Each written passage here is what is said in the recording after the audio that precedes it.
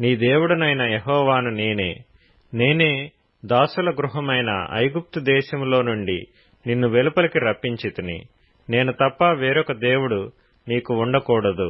పైన ఆకాశమందే కాని, క్రింది భూమియందే కాని, భూమి క్రింద నీళ్లయందే కాని విండు దేని రూపమునైనను విగ్రహమునైనను నీవు చేసుకొనకూడదు. వాటికి సాగిలపడకూడదు, వాటిని పూజింపకూడదు. ఏలయనగా నీ దేవుడనైన యెహోవానగు నేను రోషము గల దేవుడను. నన్ను ద్వేషించు వారి విషయములో 3-4 తరముల వరకు తండ్రుల దోషమును కుమారుల మీదికి రప్పించుచు, నన్ను ప్రేమించి నా ఆజ్ఞలు గైకొను వారిని 1000 తరముల వరకు కరుణించువాడనై ఉన్నాను.